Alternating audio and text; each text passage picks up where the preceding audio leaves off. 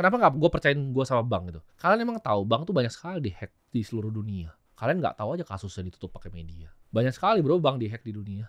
Karena uang tuh energi bro. Kita kasih solusi. Timothy Ronald datang lagi ke sini.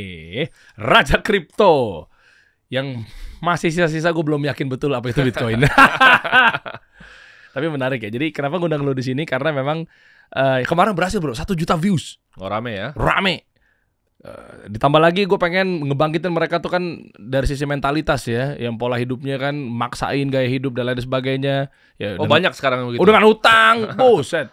Yang lebih parahnya lagi adalah gimana caranya mereka keluar dari kemiskinan. Ya. Kayak lu nih kaya, pengen lah mereka semua belum bro. lah. Tapi apa pertanyaan gue sebenarnya simpel, tapi jangan jawab ya. Apa kaya tuh harus dengan Bitcoin gitu, kripto gitu? Oh enggak, jadi kaya itu kan relatif ya bro ya. Kalau misalnya kita ngomong harta ya, kan ada yang bilang kaya atau kesehatan dan lain-lain. Tapi kita ngomongin harta di sini, menurut gua orang asal fokus di apa yang dilakukan dan jadi yang terbaik itu bisa kaya dimanapun. Cuman kan kenapa gua di dunia Bitcoin ini? Karena ini yang bikin kekayaan paling cepat, yang paling banyak.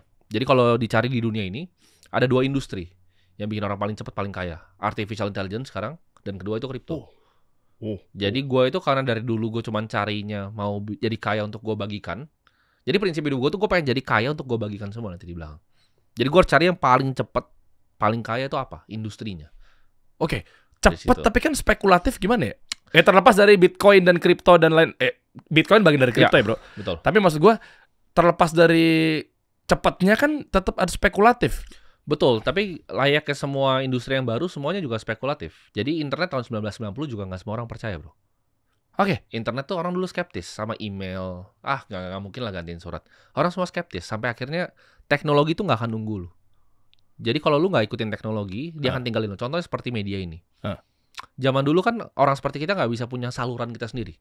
Kita harus numpang ke TV yang dimonopoli itu. Sekarang nggak bisa, semua orang bisa jadi medianya sendiri-sendiri.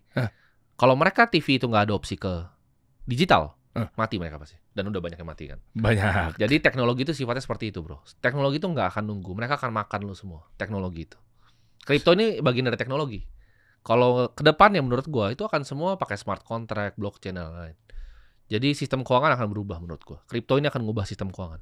Dan sama AI itu nggak akan nunggu lu nanti. Yang humanoid robot yang Tesla baru bikin yang bisa nari itu, figure robotics segala macam, itu bakal gantiin bro. Semua itu sampai petani digantikan, semuanya digantikan sama robot. Mungkin 10 tahun lagi. 10 tahun dari sekarang? 10 tahun dari sekarang. Karena teknologi itu cepat sekali bro. Ada yang namanya Moore's Law kan di teknologi, di mana dia double setiap tahun. Ini cepat sekali. Kalau kita ngomong 15 tahun lalu, handphone tuh jelek sekali dibandingin sekarang loh. Dan ini menurut gua akan cepat sekali ke depan. Nanti kita runut ya bro. Kayak terkait mana yang tergantikan udah pasti mati. Ya. Kita ngomong tentang di duniawinya ya. Kita nggak lagi bahas mengenai kan ya kalau di Muslim kan ya itu udah kehendak Allah apa segala macam takdir. Kita ngomong ikhtiarnya, kita ngomong hitung-hitungan manusianya. Bahwa mana yang mati, mana yang harus lu tinggalkan. Gue pengen lu konkret. Meskipun kalau mau teknis lu tinggal di akademi kriptonya dia aja. Tapi di gua karena audiensnya mikro. Dan gua nggak tahu lu pakai ilmu apa, mereka kesirap yang kemarin bilang lu adalah scammer apa segala macam terus tiba-tiba langsung berubah tiba-tiba kayak bang kalau dari 10 juta dulu gimana bang ya, dari 100 juta dulu gimana ya bang ya, gitu-gitu kan. Termasuk gue pribadi, gue yang kayak gue pas duduk di lu itu 50-50, gue akui aja. Jadi masih belum percaya banget gitu. Kan. Tapi pertama kali lu keluar juga gue kayaknya 100% gue akan percaya gitu. Tapi begitu lu duduk sini 50-50, kok begitu pas gue pelajarin kok tinggal 20% gitu. Maksudnya kayak gitu-gitu nanti kita bahas. Sama halnya dengan gue pengen berangkat obrolan kita dari tentang kaya dan miskin bro. Itu dulu ya. Biar akhirnya mereka juga kepantik bahwa ujung-ujungnya ya monggo dengan versi lo adalah lo tinggal bilang bahwa Bitcoin bla bla bla gitu dan lain sebagainya. Orang lahir miskin, orang lahir kaya. Oke, berarti ini 2 hal di luar takdir ya bro. Betul. Miskin pasti miskin, kaya pasti kaya. Nggak juga, karena banyak yang kaya generasi 3 miskin lagi ada. Itu dari zaman dulu kan. Vanderbilt salah satu orang paling kaya di dunia, generasi ketiga habis semua uangnya. Kenapa bisa seperti itu ya? Karena anaknya nggak bisa kelola. Jadi sama seperti semua orang. Jadi ada yang anak konglomerat akhirnya nggak jadi apa-apa juga banyak bro. Karena dunia ini berubah sangat cepat. Ketika yang orang tuanya zaman COVID dulu, orang tuanya udah tua, udah meninggal, punya restoran besar yang mereka nggak bisa handle karena COVID hancur, banyak sekarang. Banyak sekali. Jadi generasi 3, generasi 4 yang habisin duit semua harta keluarganya tuh banyak sekali. Jadi itu bukan kepastian gitu. Memang ada benefit ya kalau lu lahir bukan start dari miskin.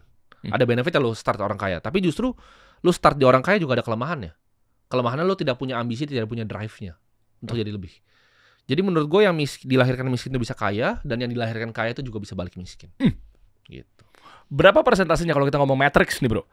Berarti kan kaya, dari miskin dulu deh. Miskin matinya tetap miskin. Ya. Miskin matinya dalam keadaan kaya.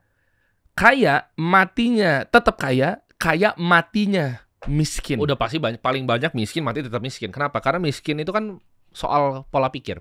Dan pola pikir kita paling banyak dibikin sama siapa? Orang tua kita pastinya. Jadi kalau orang tua kita itu miskin banget, pasti pola pikir yang diajarin salah semua. Ya. Kalau kamu kuliah, kamu pasti bisa jadi orang sukses. Contohnya seperti itu. Emang salah? Pola pikir salah menurut gua. Salah menurut gua. Kuliah scam. Menurut gua scam. Wah. Menurut gua scam. Di era sekarang ya. Loh, kenapa lu bikin sekolah? Karena gini. Jadi sekolah itu beda. Sekolah yang gue bikin TK kan. TK itu gimana caranya kalau mereka yang nggak punya kesempatan untuk benar-benar belajar secara kognitif, belajar bersosialisasi bermasalah. Ya. TK, SD, SMP itu bisa bermasalah.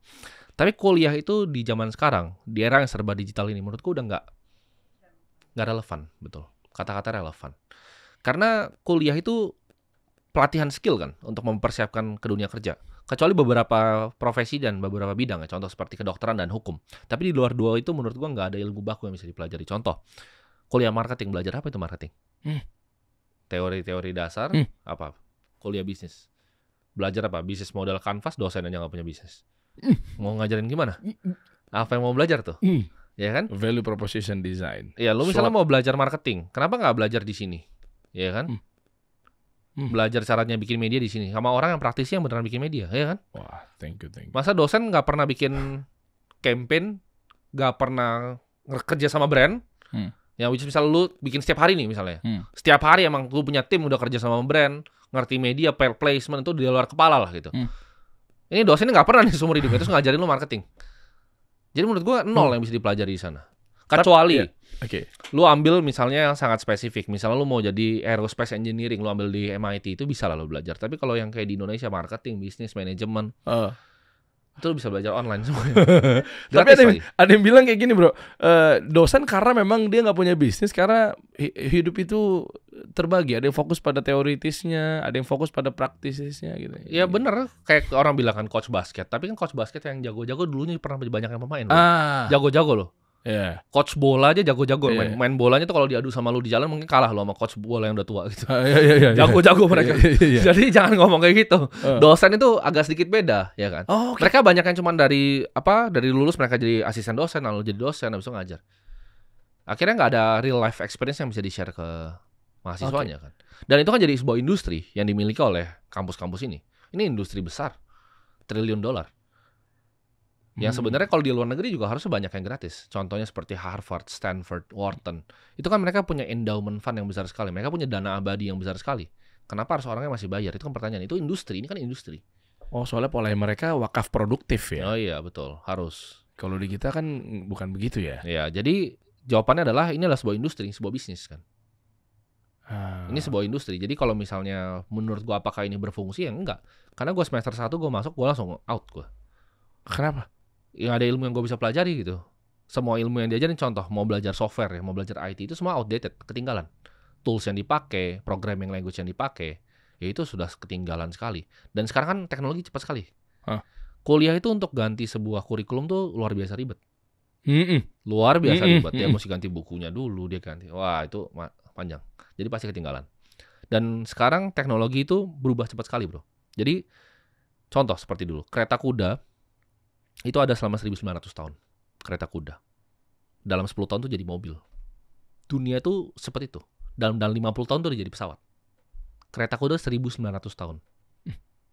Begitu-begitu terus. Roda. Temen roda tuh 1900 tahun. Tapi dari situ ke mobil tuh 10 tahun. Dari mobil ke pesawat tuh 50 tahun. Nah, itu masih ada 1900-nya? Enggak, itu tapi kenapa lambat? Ya enggak. Progres tuh begitu bro. Teknologi. Dia tuh kurvanya begini. Teknologi.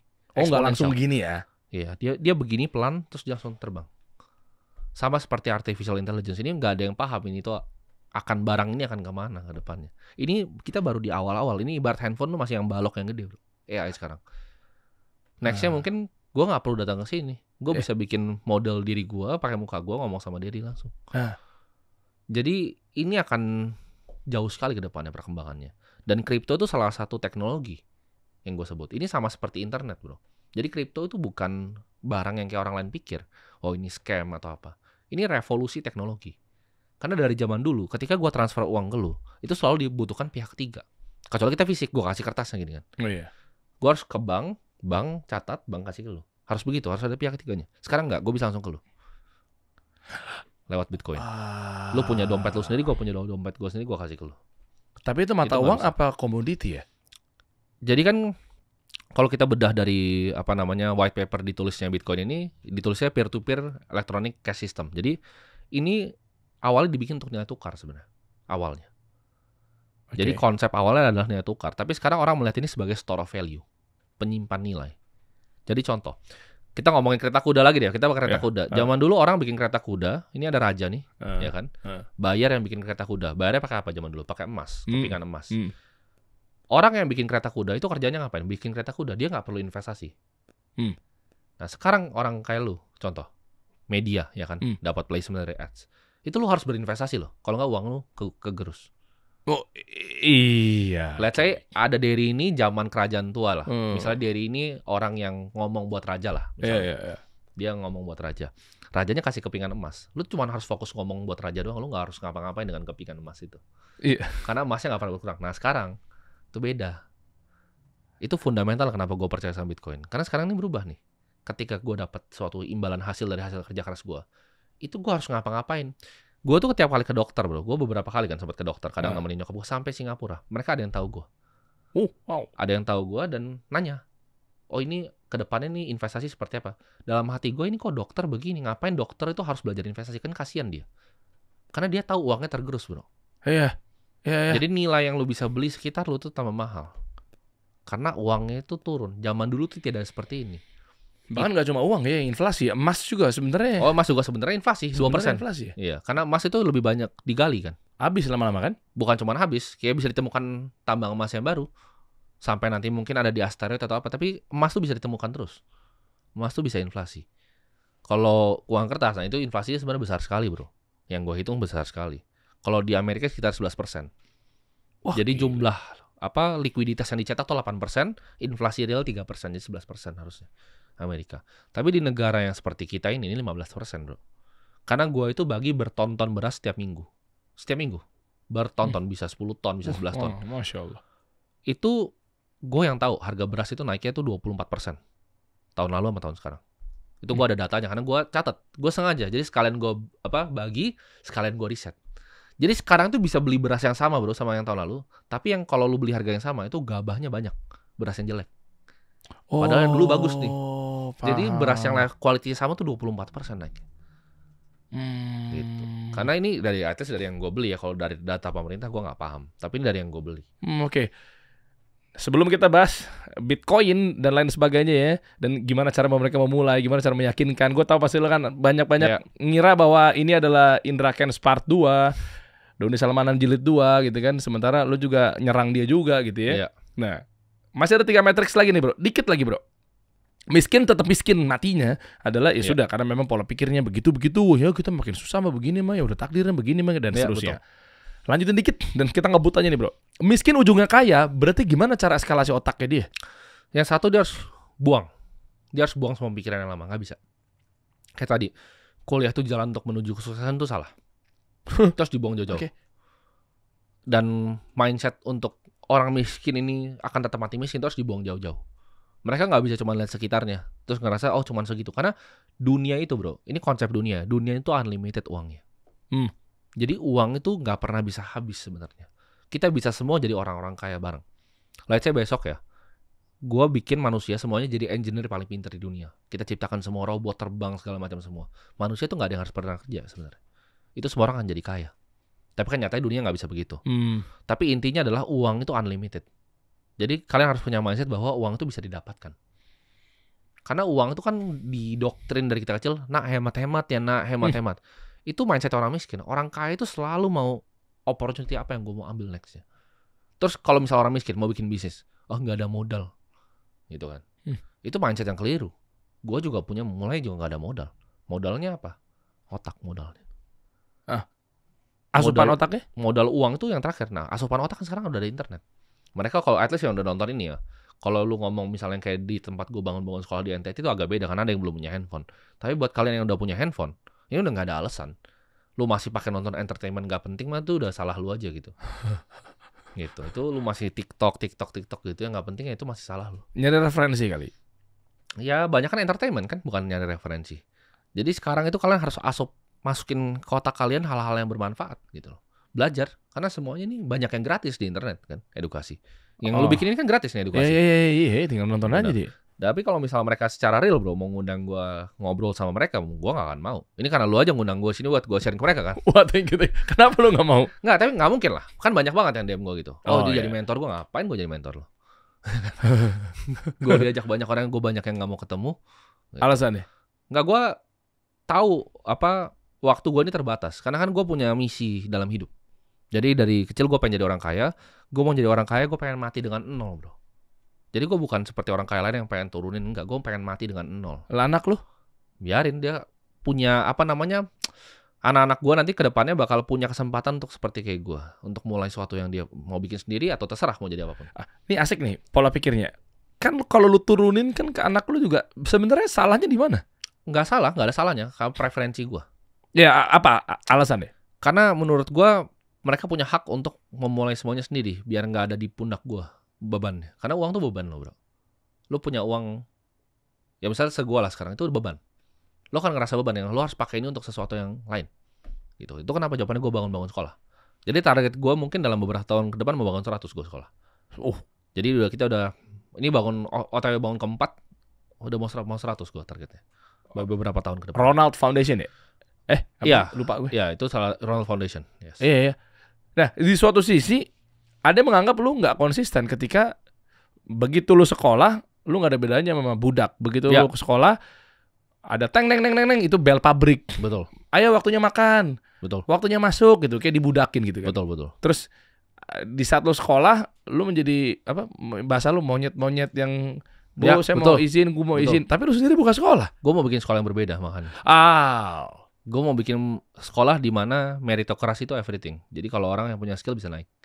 Jadi kan gue bakal ke depannya, gue bakal punya banyak ya perusahaan lah ke depannya. Gue pengen targetnya adalah sekolah-sekolah ini akan jadi sekolah yang berfokus pada skill, yang ke depannya nanti SDM-nya bisa kerja sama gue. Jadi gue bikinnya ini sebagai hadiah lah untuk generasi-generasi mendatang. Soalnya kan kalau beras gue bagi kan habis besok. Ya gue tetap lakukan, tapi maksudnya gue tahu lah ini habis lah besok gitu loh. Oke. Nah, orang lain eksternal lu pikirin buat generasi mendatang. Betul. Anak lu sendiri nantinya disuruh merintis lagi dari awal. Gimana pola pikirnya? Iya, gue akan kasih dia merintis, ya gue kasih kesempatan lah. Mungkin sedikit sekali. Cukup untuk dia nggak mati, tapi nggak cukup untuk dia foya-foya. Wow. Ini gue suka nih. Cukup untuk dia nggak sampai mati. Ya gue kasih safety net, nggak sampai mati dia. In case, kan kita nggak ada yang tahu ya ke depannya anak akan jadi apa ya. Kecuali dia mau jadi main bola, mau jadi apa, penari ballet, gue nggak paham. Tapi ke depannya itu akan ya gue kasih safety net. Gue akan bikin semacam trust yang akan cari setiap tahunnya. Itu cukup untuk dia hidup, tapi nggak cukup untuk dia bisa beli Ferrari gitu. Dan ini gue suka dari Timothy kan memang mindsetnya kalau lu masih ngepas buat gaya hidup. Betul. Ngutang aja tuh malah justru lu bantah di situ ya. Gue bantah banget. Tapi kan orang banyak yang bantah gue balik. Ketika gue ngomong soal KPR, bro, kemarin rame itu gue ngomong KPR. Orang banyak yang bilang bahwa, lu kan enak ngomong kayak itu kan lu orang kaya. Gue dulu miskin. Ya. Kalian mungkin banyak yang nonton ini lebih kaya dari gue. Gue 16 tahun tuh harus biayain nyokap gue, bro. Gue harus biayain makannya nyokap gue, rumahnya nyokap gue, sekolahnya cici gue, sekolahnya adek gue. Berat sekali gue dulu, 16 tahun. Kalian tuh masih banyak yang bebannya 0. Jadi uangnya 0 tapi bebannya 0. Gue tuh uangnya 0, bebannya banyak. Jadi gue kepaksa untuk harus begitu. Gue harus bekerja keras ya dulu. Oke. Orang bilang tapi, lu kan kuliah di BINUS waktu itu semester 1. Ya itu gue bayar sendiri. Jadi orang banyak yang spekulasi gue ini pasti orang kaya. Enggak, percayalah. Mobil bapak gue tuh dua-duanya mobil gue juga di rumah. Semuanya tuh punya gue. Oke. Ngomongin BINUS, kan lu sempat ada satu klip tuh. Ya. Yang lu bilang bahwa kan dosennya tahu apa gitu kan. Gue begitu masuk kuliah terus tiba-tiba dosennya ngajarin bikin ERP apa segala macam. Taunya dia salah apa segala macam. Nah, banyak yang kepo tuh, cuma mungkin nggak tahu gimana cara nanya ke lu dan lu jawabnya. Kayak misalnya lu di umur segitu baru masuk kuliah, ilmu dari mana yang lu dapat ketika dosen lu salah-salahin nggak gini bikin ERP, nggak gini bikin web. Waktu itu gue udah punya karyawan sekitar mungkin 50 kali ya. Gue udah punya 50 karyawan di agensi gue di Ternak Uang 50. Ternak Uang tuh gue bikin aplikasi itu pakai orang dari India, gaji 100 juta satu orang. Itu gue tuh udah melakukan banyak hal di usia itu.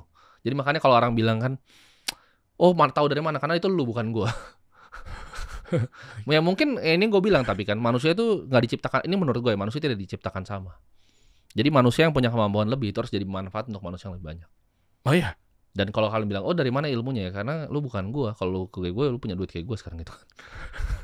Bedanya itu. Termasuk statementnya dia adalah ketika kenapa lu masih miskin? Karena coba deh lu apa? Karena bego. Miskin tuh udah pasti bodoh.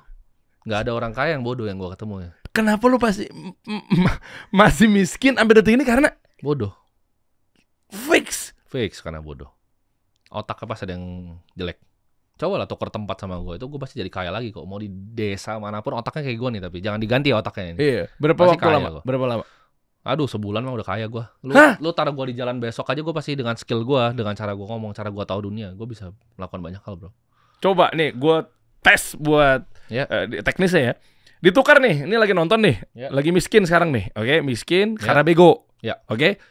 Anggaplah ditukar otaknya, dipinjemin ke badannya dia, dan lu bisa garanti sebulan dia jadi kaya. Apa yang lu lakuin? Waduh bro, gue simpel banget ya. Ini gue di drop di jalan aja deh gitu, lebih gampang ya. Gue disuruh jalan, diambil semuanya, nama gue diambil, gue nggak bisa telepon orang buat minta uang ya. Reputasi gue semua dihapus. Gue percaya, karena gini, gue bilang tadi, manusia itu ada yang superior, ada yang inferior. Ini kepercayaan gue yang gue punya dari kecil. Ada manusia yang dikasih gifted lebih kayak Elon Musk, ada orang bodoh yang makanya miskin. Jadi ketika gue misalnya ditaruh di jalan, ya, itu gue jualan tisu aja, itu pasti gue bikin kartel tisu bro, gue bikin orang, gue bikin sistemnya, pasti balik lagi persis kayak gue sekarang. Oh paham gue. Gue jualan tisu di jalan nih, jadi preman di jalan itu gue bakal bikin kartel, jualan tisu itu di pinggir-pinggir. Cara lu bikin ngejalin kartel atau distributor besar gitu misalnya? Ya pasti awal gue mulai jualan sendiri dulu dengan gaya gue ngomong, gue bisa yakinin orang, itu gue udah bisa jual tisu itu pasti udah dapat duit cash. Duit cash itu gue pakai untuk beli tisu lebih banyak lagi. Baru gue bilang ke orang-orang ini, lu pakai cara gue, kita bagi hasil. Gue bakal bikin itu langsung sistem. Dalam waktu seminggu gue udah jadi raja tisu kalau di jalan. Otaknya kayak gue tapi ya, jangan diambil otaknya. Iya. Jadi miskin tuh karena goblok. Udah itu aja, nggak ada hal lain. Goblok, arogan. Karena misalnya arogan contohnya. Karena lu cerita tadi kan, ada yang DM lu waktu itu. Oh ya. DM kayak, ini bang scam bang. Tapi begitu gue kasih ini, bang mau belajar gitu. Itu kan arogan. Artinya dia pikir dia lebih pintar dari gue. Arogan. Oke. Oh gue nih tahu sesuatu nih, makanya skeptis gue. Itu arogan. Orang miskin itu orang bodoh, arogan, pemalas. 3 ini kombinasinya. Bodoh, arogan, pemalas. Tapi kebanyakan 3-3-nya ya. Oke. Tapi arogan ini lebih banyak bro, bahkan dari bodoh. Ini arogan ini kalau mau tanya bener-bener kenapa miskin tuh karena arogan biasanya. Oh, jadi paling besar porsinya arogan? Menurut gua hampir 80% kali ya. Waduh. 80% arogan. Orang arogan tuh gini misalnya contohnya.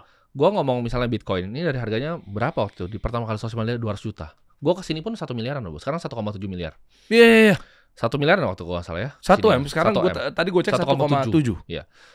Itu tuh kayak ibarat gini, gua tuh orang yang udah tahu peta suatu tempat, suatu kota. Ini gua kasih kunci mobilnya, lu masuk ke mobilnya nih, emasnya di sini. Tapi orang arogan, enggak lah bang, gitu. Enggak lah, gua lebih pintar dari lu gitu. Gua nggak mau naik mobilnya, emasnya nggak di situ.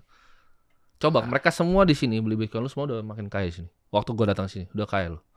Udah lebih kaya atas dari sekarang. Oh, karena kenaikan 700 juta ya? Ya karena gue udah kasih tau kan, ini jalan di sini. Gue tuh orang yang udah di sini selama 10 tahun gitu loh. Ini gue kasih tahu, ini kuncinya mobilnya, lu jalan sini ada emas. Terus emasnya nggak mau dia, bahkan arogan bro. Orang tuh arogan. Mereka ngerasa mereka punya kepintaran yang mereka sebenarnya nggak punya. Oke.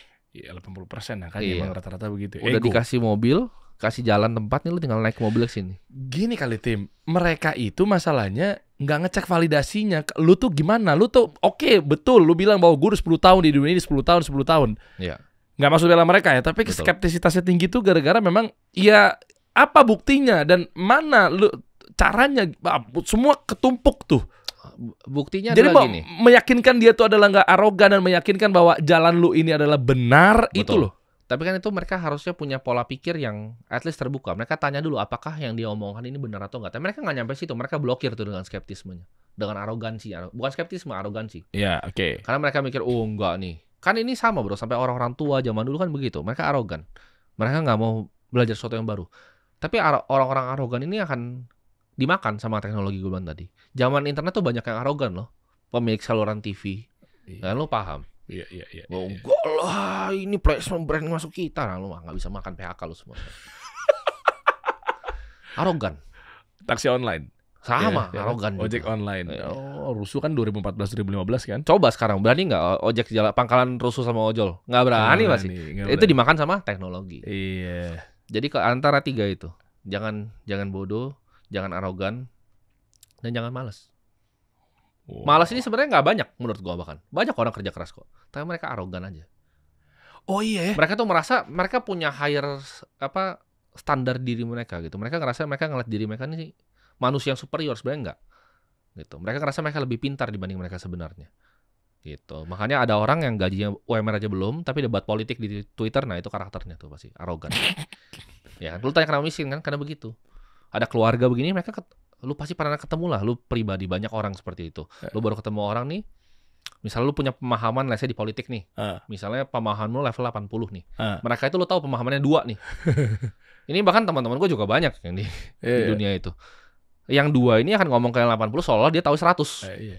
Komentator bola.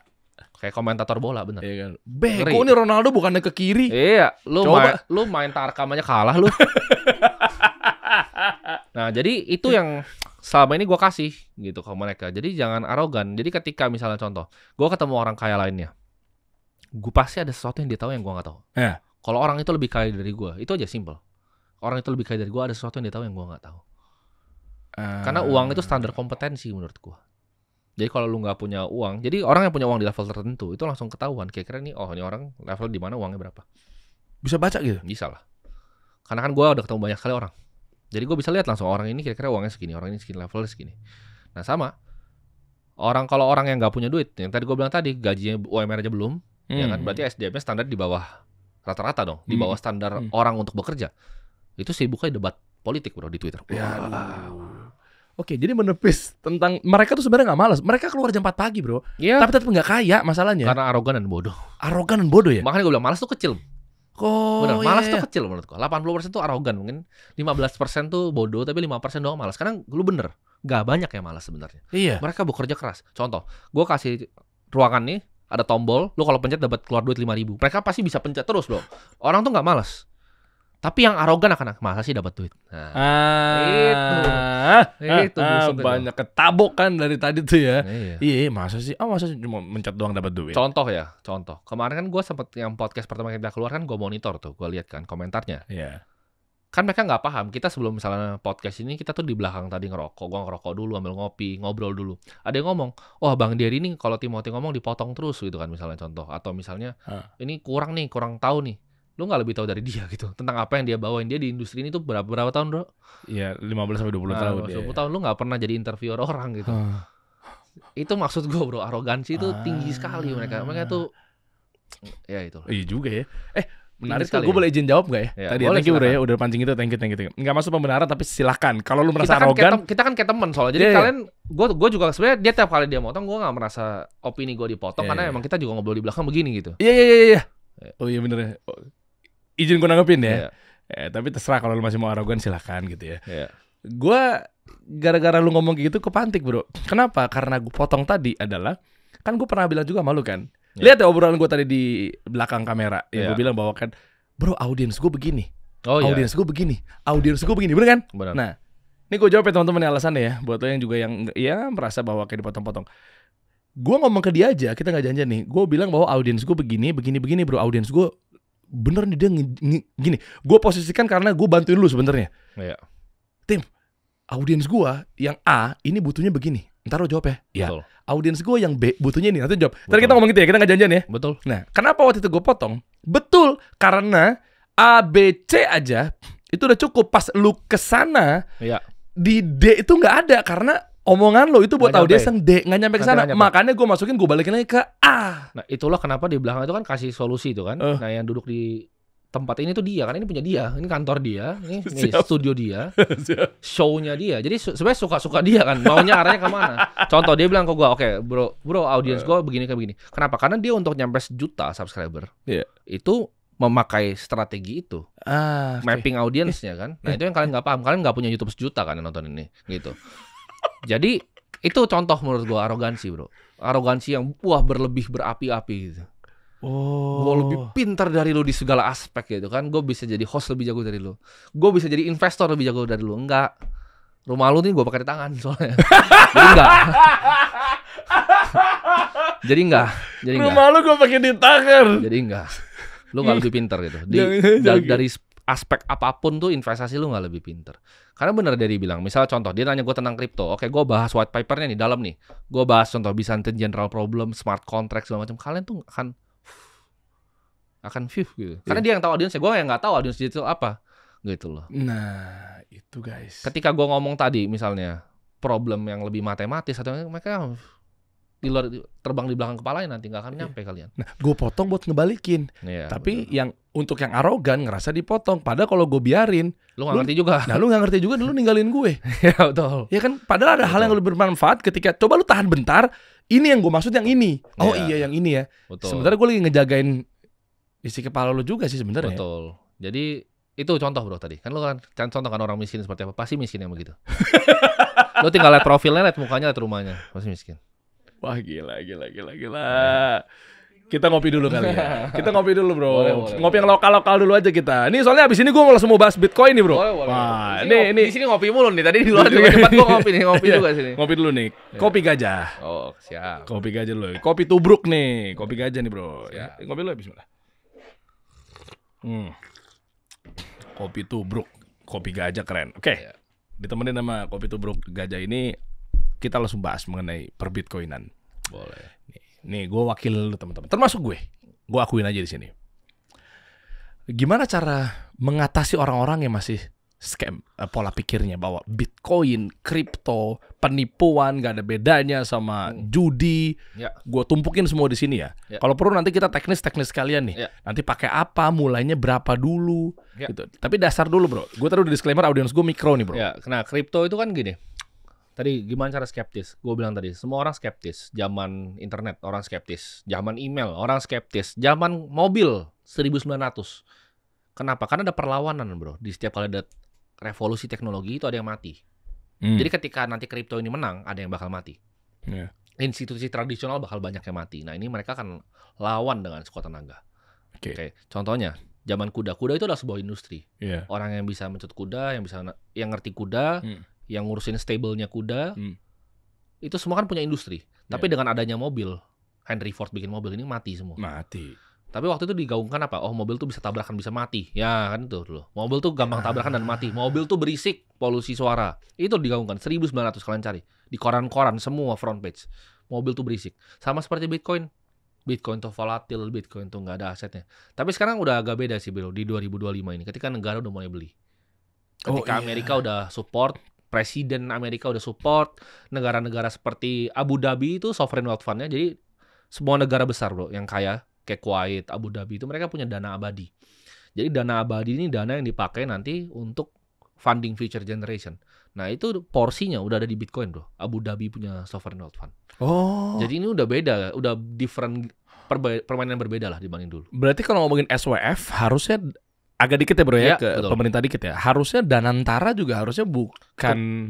Kemarin dikasih suggestion bro. Kemarin dikasih suggestion dan OJK juga sepertinya lumayan open dengan ini. Tapi ya balik lagi ke para dewan pengurus dan para yang ngurus di dalam gitu. Tapi kalau kita mau berkaca dari SWF yang luar, Abu Dhabi itu SWF-nya udah ada Bitcoin. Gitu. Ini tinggal tunggu waktu. Indonesia bisa dong berarti. Mungkin bisa kalau misalnya ya pemikirannya lebih maju. Anggaplah misalnya pengen naikin ekonomi. Oke, ekonomi tumbuh apa segala macamnya, rakyat miskin juga tertuntaskan apa segala macamnya. Berarti nggak perlu pakai BUMN, ngambil diputar dari profitnya sisanya, grossnya apa segala macamnya buat diinvestasikan lagi, ya Danantara gitu which is. Atau langsung aja terjun, anggaplah Bitcoin, mana coba APBN sini. Oke, masukin tuh ke akademi kripto. Nah, gini, kalau misalnya kita ngomongin soal Bitcoin di SWF kita kan formatnya agak sedikit beda. Danantara tuh lebih mirip Temasek Singapura. Jadi itu adalah super holding, disebutnya super holding. Okay. Jadi dia bukan totally liquid fund seperti Norway punya Norges Bank, agak sedikit beda. Jadi dana itu nggak liquid. Itu kebanyakan aset yang dimasukkan ke dalam SWF-nya, aset seperti BUMN dan lain-lain. Jawabannya adalah kalau misalnya kita mulai beli Bitcoin, ini gue kasih tau di sini, negara yang pertama kali nyetak uang untuk beli Bitcoin itu akan menang. Itu akan jadi negara paling kaya di dunia. Belum ada yang lakuin nih. Kalau Amerika masih bilangnya strategic reserve, dia punya 200.000 koin lah sekarang. Tapi itu hasil sitaan. Jadi dia nggak nambah hasil sitaan. Bhutan tuh udah aktif beli, El Salvador udah aktif beli, yang masih kecil-kecil. Tapi negara yang akan pertama bisa nyetak uang dan bakal beli Bitcoin, ini akan jadi negara paling kaya. Berarti presidennya juga skeptis dong. Kenapa dia nggak mulai? Ya, negara apa? Yang belum mulai. Yang belum Indonesia mulai, misalnya. Menurut gua skeptis mungkin enggak, tapi banyak mungkin pertimbangan lainnya. Karena kan satu, balik. Aset yang Bitcoin adalah aset terbaik di bumi ini. Gue bilang tadi, untuk bisa ngalahin hurdle rate 11% tadi. Ini hitungan gue ya, terserah kalian bisa percaya bisa enggak. Tapi ada yang namanya global liquidity, yaitu uang yang beredar di dunia ini. Uang yang beredar di dunia ini itu naiknya 11%, bro. Jadi kalau lu nggak ngalahin 11%, lu makin miskin. Itu jawabannya kenapa gue jadi kaya. Gue tuh bukan orang kaya sebenarnya, tapi kalian semuanya makin miskin terus tiap tahun. Jadi lu kalau punya uang 1 miliar, itu tahun depan, itu kurang minus 11% bro uangnya. Gitu. Tapi lu nggak sadar. Karena jumlah uangnya dicetak makin banyak, uang yang beredar makin banyak. Pokoknya 11% setiap tahun. Iya dari US pasti kan, yang nyetak uang kan. US, yuan juga lagi cetak besar-besaran.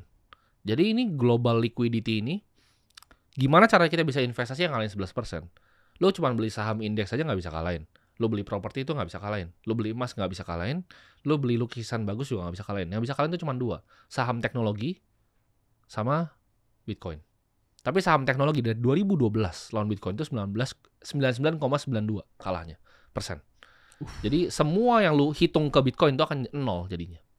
Semua aset lu bandingkan sama Bitcoin akan jadi 0.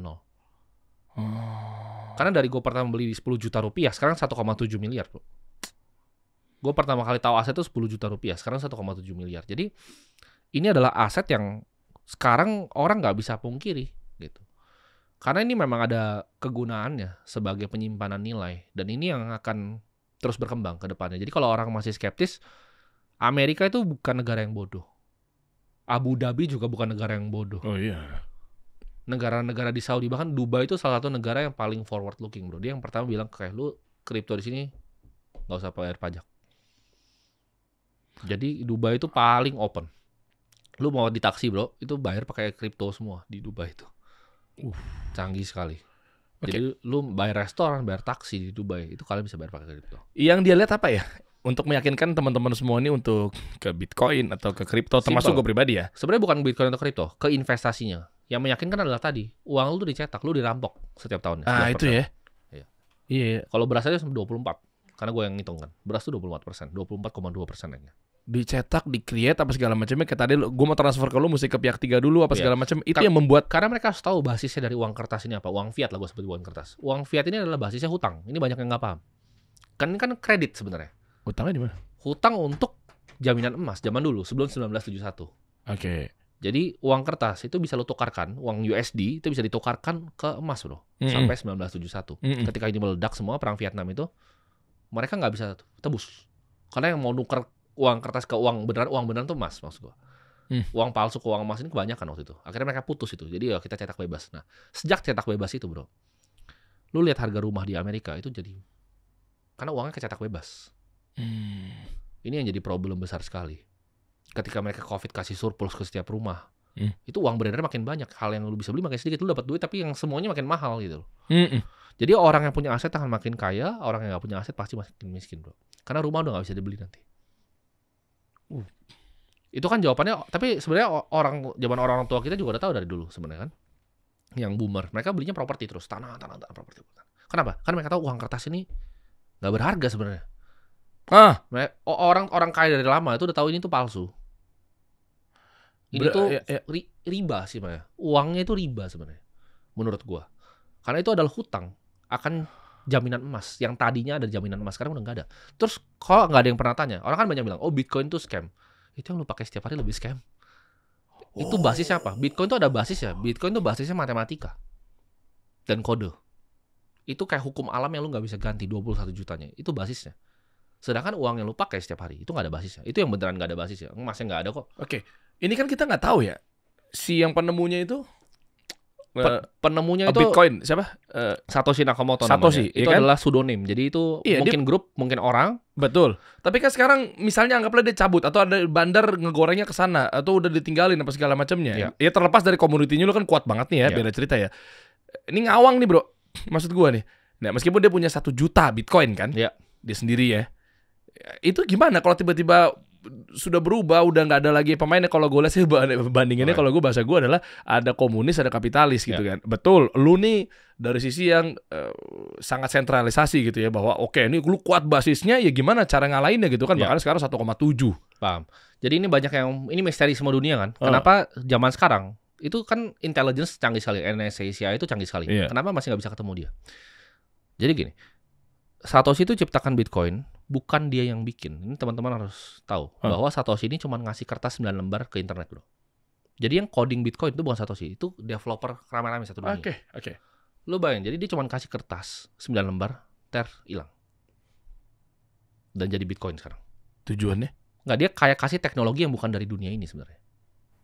Jadi ada problemnya itu yang gue sebut tadi, Byzantine General Problem. Jadi zaman dulu tuh tidak bisa pernah diselesaikan. Transfer uang tanpa perantara tuh nggak bisa diselesaikan, bro. Karena mesti ada yang verifikasi. Oh iyalah. Dia baru tahu ini bisa dikunci dengan waktu. Jadi yang pengunci adalah waktu blockchain. Jadi setiap 10 menit dia bikin blok baru untuk kunci. Ini teknologi yang nggak ada, bro, dulu. Nggak pernah ada dan nggak ada gitu. Ini baru. Jadi dia kayak kasih hadiah ke dunia terus dia menghilang udah.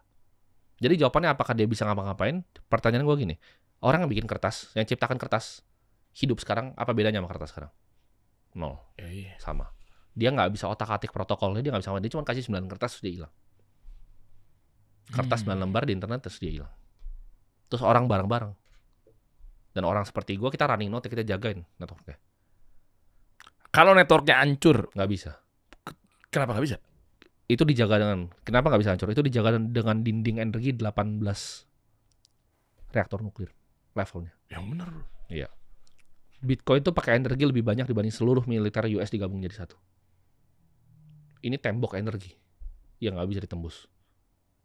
Jadi 18 reaktor nuklir dinyalain bareng, nah itu yang jaga Bitcoin sebenarnya levelnya. Cuman ada yang di Nigeria cuma dari sungai, ada yang di Indonesia juga. Besar loh, di sini ada yang besar. Di Singapura juga ada data center yang dalamnya itu tambang Bitcoin. Jadi tambang itu untuk memverifikasi transaksinya yang terjadi. Jadi ini dijaga dengan energi yang luar biasa besar. Terbesar yang manusia pernah lihat. Dan jumlah exahash-nya itu nggak ada komputer di dunia yang bisa sebesar ini.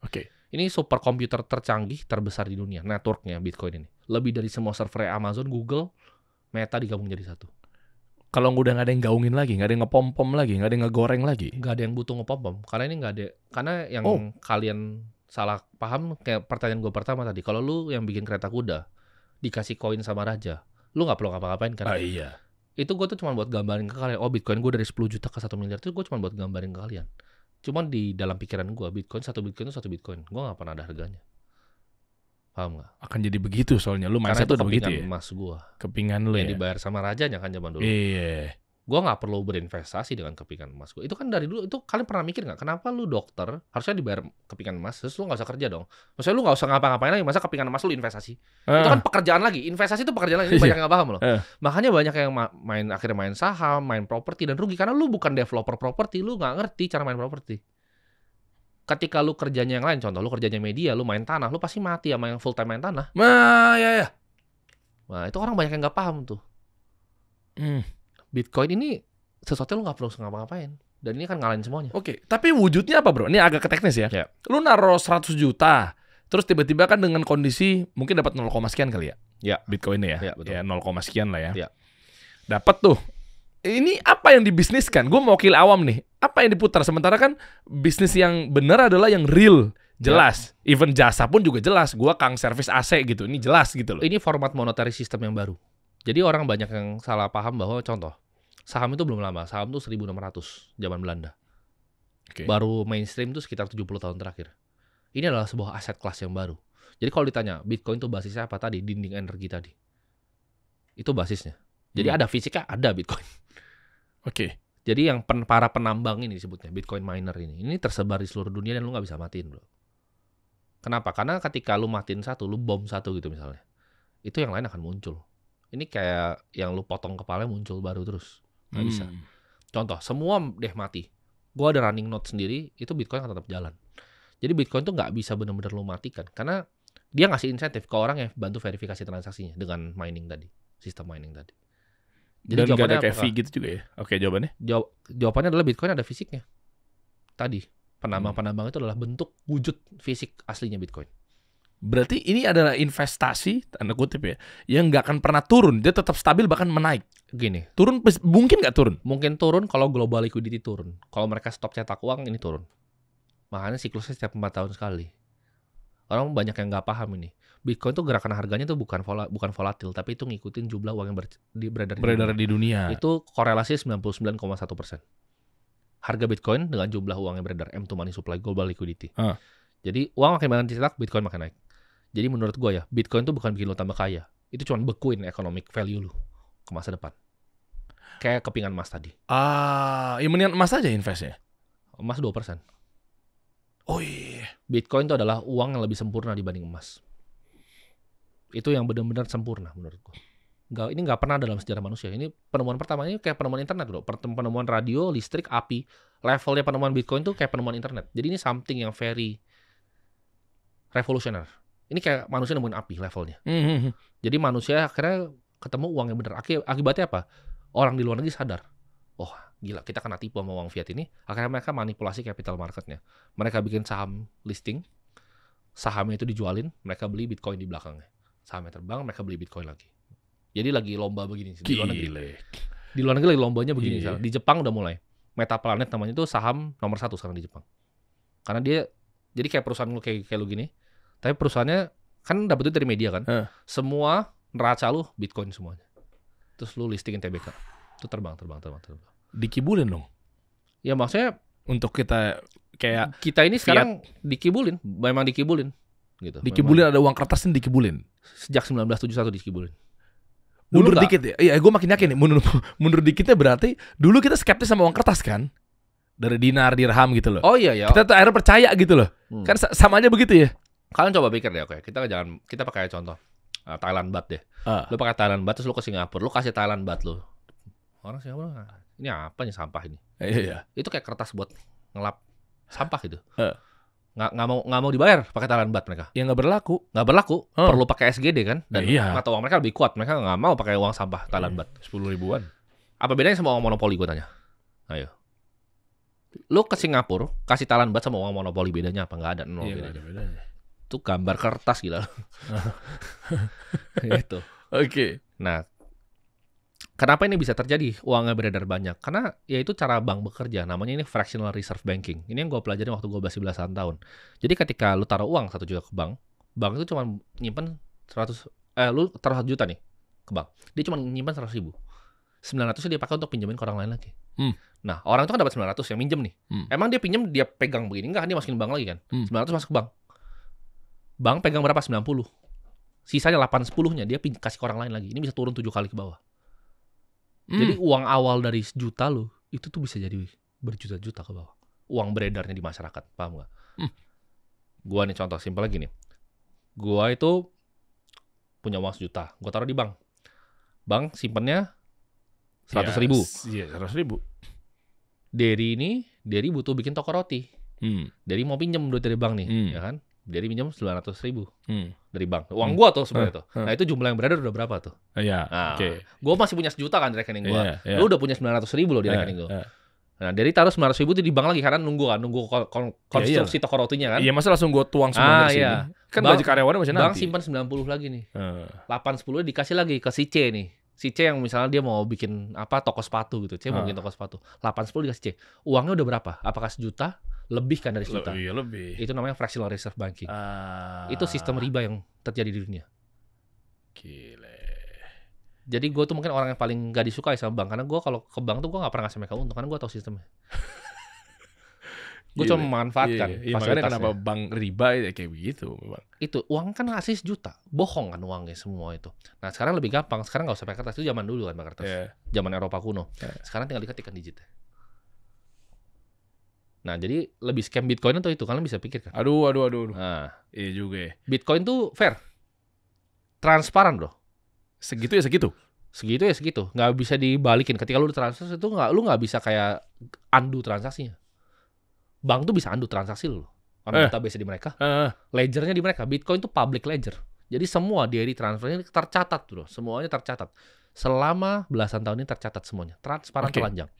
Oke, kalau berarti Bitcoin ini akan tetap stay bahkan berjaya, anggaplah misalnya tadi lu bilang uang kertas ditutup, habis. Ini misalnya edukasi ini udah nyampe nih ke mereka-mereka semua. Nggak tahu lah ceritanya gimana, cara bank tutup, uang beredar juga sudah nggak ada lagi apa segala macamnya. Berarti kan buat masa depan ya berarti. Berarti itu kita akan berjaya di Bitcoin. Bank tutup semuanya. Contoh deh, orang yang udah hidup, kita sebutnya kalau Bitcoiner sebutnya Bitcoin standar. Jadi udah hidup di standar Bitcoin. Kayak tadi, satu Bitcoin itu 1. Jadi gue nggak ngecek, gue nggak gitu peduli sebenarnya harganya berapa. Itu gue cuma ngomong itu sebagai buat edukasi masyarakat, ya udah 1,7 M loh. Tapi gue nggak bangga di 1,7 M. Karena gue tau Bitcoin gue cuma 1. Yang turun tuh 1,7 M bukan Bitcoin. Paham gak? Karena beda-beda bro. Lu kalau buka chartnya Bitcoin IDR 1,7 M. Tapi lu kalau buka Bitcoin Argentina Peso, itu luar biasa tinggi. Sekarang udah ke langit. Ya karena beda. Karena Argentina Pesonya melemahnya lebih jauh. Iya, inflasinya dia sama inflasi kita beda. Yes, exactly. Jadi Bitcoin itu sama buat gue. Yang tambah jelek tuh Turkish liranya, Argentina peso, Nigerian dolarnya dan semua yang melemah. Bukan Bitcoinnya yang melemah. Bitcoin cuma tetap satu koin. Pemerintah ngukurnya ini komoditi ya, bukan. Sekarang kayaknya udah masuk aset keuangan dulu sama OJK. Komoditi pas masih di Bapepti kayaknya. Sekarang tuh udah masuk aset keuangan dan ya udah diterima dengan pemerintah. Dan gue kaget sih sebenarnya. Indonesia sangat terbuka untuk aset baru ini. Negara lain banyak loh bro, nggak diregulasi. Indonesia ini one step ahead nih. Kita udah satu langkah di depan justru. Iya kan, dulu kan mungkin kan jangan-jangan kita ngiranya ini adalah NFT, ya kan? Ini adalah kiranya mungkin judi, kadang ngawang, ya kan sih? Sementara lu sama NFT gimana? Enggak juga ya? Gue nggak percaya NFT. Ngapain gue sukanya lukisan beneran kok? At least lukisan di tempat gue bisa gue lihat kan bagus. Menurut gue NFT itu balik lagi. Lu tawarin gue nya apa nih? Itu dibikin sama siapa? Sama orang kah? Orangnya dapat untung dong, gue nggak mau. Itu nggak masuk komoditas. Komoditas tuh gini, Derry jual emas ke gue, ya gue mau beli emas karena gue tahu emas ini dari tanah gitu loh. Kalau Derry jual gue NFT, lo yang bikin ya Derry. Gue nggak mau, lu bisa bikin ya gue juga bisa bikin gambar monyet gue sendiri gitu kan. Ada gambar-gambar monyet kan. Ya kan sama, Bitcoin juga dibikin juga kan? Enggak, dia cuma kasih 9 lembar kertas, dia nggak bikin. Oh dia ngasih ya temuan ini ya? Kasih temuan doang, kayak ngasih paper. Dan dia hilang, dia nggak pernah gerakin koinnya, dia nggak pernah ngapain. Terus 1 jutanya dia yang dia punya mati, nggak pernah gerak. Pertanyaannya, apakah ada manusia yang seperti itu yang nggak punya ego? Nah tadi kalau ini teorinya CZ yang punya Binance, jadi orang paling kaya di kripto namanya CZ. Ini teorinya dia, bukan gue ya. Ini teorinya dia. Menurut dia Bitcoinnya adalah AI dari masa depan yang udah canggih sekali. Ngasih manusia ini duit yang benar tuh ini. Karena kalau pikir secara logika ya, manusia itu tidak ada yang tidak punya ego. Atau kecuali orangnya udah mati. Kalau teori gue, menurut gue orangnya udah mati. Menurut gue. Menurut lu nih? Yang ciptain Bitcoin udah mati. Karena gak ada manusia yang tidak punya ego untuk ngakuin ini ciptaan gue. Ciptaan yang sebegini hebatnya. Ini kayak nemuin api bro. Ini kayak dewa ngasih api. Tapi ini dengan nuansa Jepang ini berarti orang Jepang? Belum tentu juga? Belum tentu juga. Satoshi ini? Belum tentu. Tapi kan uniknya gitu. Kenapa CIA nggak bisa track dia? Nggak bisa di-track dia gitu. Dengan teknologi surveillance seperti sekarang. Nggak ada yang bisa tahu lah. NSA nggak tahu, CIA nggak tahu, nggak ada yang tahu. Tebakan lu kalau dari kira-kira ekspansinya ekonomi di sebuah negara, lawannya kontraksi tentunya gitu kan. Kira-kira nih, ya bego-begoan aja deh. Negara mana nih era yang diduga-duga kayaknya dia adalah yang penemu bukan penemu ya, mengabarkan ini sesungguhnya si Satoshi ini. Nggak ada negara yang ngabarin kayaknya. Nggak ada, bukan negara nggak ada, bukan negara. Ini non-state Central actor. Bank, nggak mungkin juga. Nggak mungkin. Kenapa jadi ke dia? Ini bahkan kalau kita lihat ini kan dulu sempat jadi musuhnya Cina bro. Jadi Bitcoin itu di-ban sama Cina 2018, makanya harganya turun kan. Tapi bahkan Cina pun, negara seperti Cina, India juga ban. Karena dia takut sekali yuannya ini bermasalah. Kalau ada ini, barang ini. Jadi penambang-penambang yang di Cina itu semuanya disikat-sikatin di Cina. Tapi uniknya bro, orang Cina tetap beliin. Mereka rela di penjara untuk ini. Di Cina sekarang. Lo ketawarin beli misalnya barang pakai Bitcoin di Cina, mereka mau lo terima. Karena Cina tuh pasar sahamnya bukan tempat investasi. Semua orang tuh di dunia ini, orang pintar, orang kaya tuh tahu bahwa uang ini nggak ada value-nya. Semua tahu. Lu kalau ngomong kayak ada konglomerat tahu gini ya, bohong. Dia bohong sama lu. Kenapa? Coba lu tinggal tanya ini. cash yang dipegang sama asetnya berapa. Nah itu tinggal itu. Cashnya pasti kecil sekali, kecil sekali, 1%. Di convert ke aset pasti. Pasti antara jadi properti, antara jadi obligasi, pasti aset investasi. Karena kenapa? Karena ini worthless, ini sampah nih. Ini hilang gitu. Ini cuma dipakai nilai tukar. Kayak gue pakai cuma buat nilai tukar kan. Oke. Ini langsung kita teknis aja nih kalau gitu nih ya. Anggaplah 100 juta. Langsung nih. Ini mungkin ditunggu-tunggu sama teman-teman nih. Poinnya ini nih di audiens gue nih. 100 juta deh taruh, jebret. Kalau mindsetnya adalah bahwa Bitcoin ternyata bisa ngubah hidup dan lain sebagainya. Kalau investasi ke roti, ke sepatu masih ada harapan. Dagang aja udah, trading aja udah. Ya kan, beli di pasar modalnya 300.000, lu jual 500.000. Betul. Beli ya gitu-gitu kan. Itu kan ada duit nyatanya, ada marginnya. Kalau kayak gini, ini long term, short term, atau seperti apa bro? Nah, ini kan sebenarnya teori finance dasarnya. Kalau teman-teman mau bikin usaha lah, kita mau bikin usaha. Usaha kopi, ya kan? Kita coffee shop, kita bikin coffee shop. Coffee shop itu misalnya punya modal, ya kan? Yang balik modalnya misalnya 2 tahun. Ketika kelar modal baru dapat profit kan? Misalnya dia balik modal 2 tahun itu returnnya besar tuh, ya kan? Belasan persen sampai hampir mau puluhan persen. Itu teman-teman harus balik modal dulu yang pertama. Dan kalau kedua, kalau gagal itu hilang semua duitnya. Dan nggak gampang untuk ibaratnya cut loss sebuah bisnis. Lu ada karyawan lu yang di PHK, lu mesti kasih pesangon. Lu mesti renov balik kalau lu sewa. Repot. Bitcoin tuh gue bilang Bitcoin tuh simple, returnnya tuh 20-30% per tahun. Hitungan gue 20-30. Akan konsisten selama 20 tahun ke depan. Karena historicalnya 100%, itu udah gue diskon 5 kali. Jadi menurut gue sekitar 20-30%. Lu kalau taruh misalnya 100 juta, gue udah bikinin bro. Kan lu bilang kan teman-teman mau taruh 100 juta kan. Gue tuh udah bikinin sebagai demonstrasi waktu itu. Jadi tahun 2023 awal, gue bikin series di YouTube namanya Borong Bitcoin. Gue nonton. Sampai ke 24 sekarang kan? Iya, itu dari 100 juta bro. Itu teman-teman bisa lihat secara transparan, itu kan nggak bisa dibohongin. Itu gue nyontek konsepnya Satoshi itu. Gue kunci pakai waktu seriesnya. Kan nggak mungkin ada yang bisa bikin seperti itu, karena itu udah gue bikin duluan. Gue kunci pakai waktu. Jadi ketika dia 100 juta, gue masukin 100. Teman-teman lihat loh, itu returnnya luar biasa. Udah 4M ya sekarang ya? 5,1. 5 ya?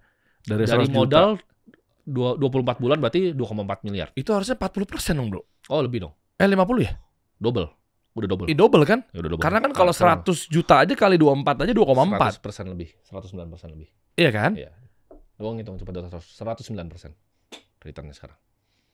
Bayangin. Oke, kalau mau naruh sekarang, besok ada kenaikan nggak? Bukan gua tanya besok, tapi gue bilang gini, lu tarik panjang, rata-ratanya 20% sampai 30% tahun ke tahun. Berarti tahun ke tahun. Gue udah bikin tesis di YouTube gue, yang nonton 1 juta. Bitcoin akan ke 20 miliar sebelum 2034. Berarti waktu kapan kita harus masuk ada convert? Sekarang dan setiap lu punya duit. Nembak banget lu sekarang banget nih. Iya, karena gini, konsep investasi itu namanya, ini gue belajar dari gurunya Warren Buffett, Benjamin Graham, marginal safety. Lu kalau punya truk, di depan lu ada jembatan nih misalnya. Jembatan tuh bilang maksimum 100 kilo. Gitu. Lu kalau pakai truk yang 98 kilo, lu agak takut kan? Karena ini udah dekat maksimal. Kan? Iyalah. Tapi kalau truk lu itu cuma 10 kilo, misalnya, lu berani lewat. Gas. Tapi kalau 150 ya goblok itu masuk. Gue bilang tadi Bitcoin itu bisa ke 20 miliar sebelum 2034.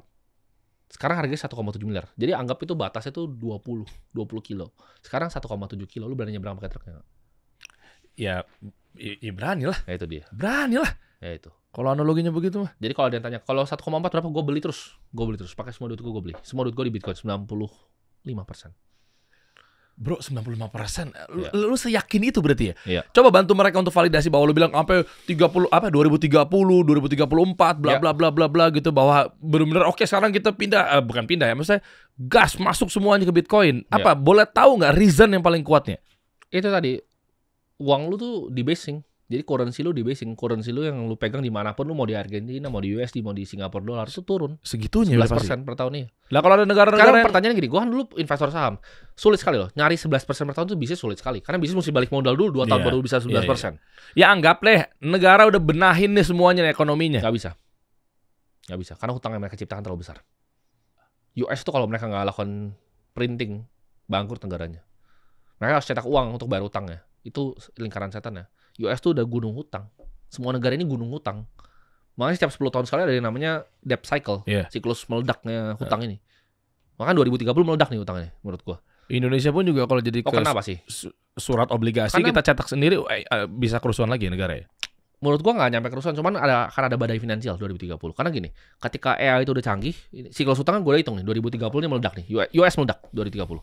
Spiral, utangnya bakal spiral ke bawah.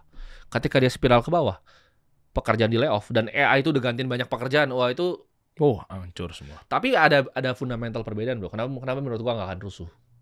Misalnya 2040, menurut gua udah nggak ada kerusuhan. Terus dulu tuh kalau kerusuh pusing. Kenapa? Karena orang-orang yang rusuh tuh dibutuhkan bro.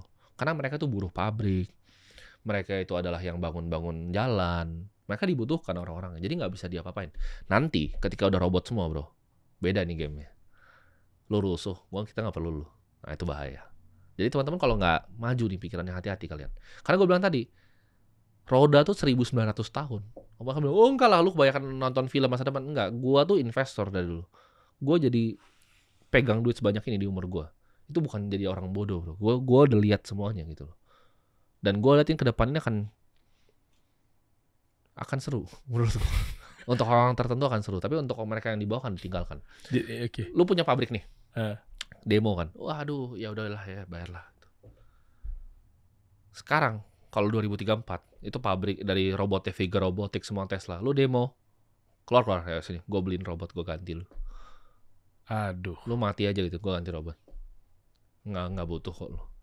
Ya udah keluar aja. Terus law enforcement juga akan beda di masa depan. Kan gue dulu pernah bilang, next perang itu akan drone warfare, semuanya akan drone dan robotic warfare. Jadi contoh, negara yang kaya kan bisa menang lawan negara yang miskin. Contoh Singapura perang lawan Malaysia, gue berani pegang Singapura 10 tahun lagi. Singapura 100% menang. Kenapa? Dia tinggal beli drone DJI dari Cina yang military gitu. Udah semua. Habisin semua. Habis itu. Jadi menurut gue perang di depannya akan humanoid itu, drone semua, robot lawan robot. Tapi negara yang robotnya kalah tuh harus langsung nyerah. Akan kayak gitu menurut gue. Bro, ini Terminator bro. Bukan, udah begitu udah terjadi. Kan udah terjadi di Rusia Ukraina. Ini gue gak ngomong sesuatu yang belum terjadi ya. Lu gak lihat itu kocar-kacir itu? Iya. Rusia itu. Ketika ada bunyi, wah itu gak ada yang mau bro perang begitu. Lu ditembakin sama drone gue gak ada yang mau. Meledak door gitu. Karena tank besar, lu tinggal pakai drone murah itu kasih bahan peledak meledak. Dia tabrakin begini ke bawah terus meledak. Itu kan udah terjadi Rusia Ukraina. Kalian tinggal cari aja. Ya nggak banyak di internet. Kalau cari sampai ke dark web sih itu cari. Dia ditutup tuh. Ditutup ya. Lu harus cari sampai dark web. Tapi gue liatin videonya.